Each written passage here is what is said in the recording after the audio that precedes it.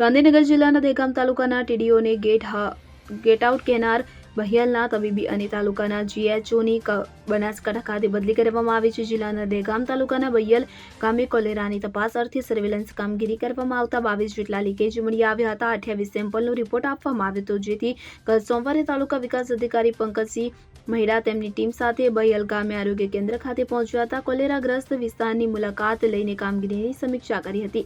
ત્યારબાદ ટીડીઓ બહિયાલ ખાતે આવેલ પીએચસી સેન્ટર ખાતે આરોગ્ય કેન્દ્રની મુલાકાતે ગયા હતા. ત્યાં ફાર્માસિસ્ટ ટેકનિશિયન્સ હાજર જોવા નહીં મળતા તેઓ ફરજ પરના મેડિકલ ઓફિસર ડોક્ટર બૈદ્યનાથ પાસે જતા એકદમ બહાર આવી ગયા હતા અને તબીબ પાસે જઈને જણાવ્યું હતું કે તમારો સ્ટાફ ક્યાં છે, તમારું રજિસ્ટર અને મને બતાવો. ત્યારે ત્યાં પડેલું એક રજિસ્ટર ટીડીઓ જોતા હતા. ત્યાં અચાનક જ લઈ લીધું હતું અને મારી પરવાનગી સિવાય અંદર આવવા કેમ ગેટ આઉટ કહેનાર ડોક્ટર સામે ઉચ્ચ કક્ષા રજૂઆત કરતા તાલુકા વિકાસ અધિકારીએ કરી હતી. તેથી બહિયાલના ડોક્ટર વૈદ્યનાથ અને બીએચઓ જિગ્નેશ અંસારીની બનાસકાંઠા ખાતે તાત્કાલિક બદલી કરી દેવામાં આવી.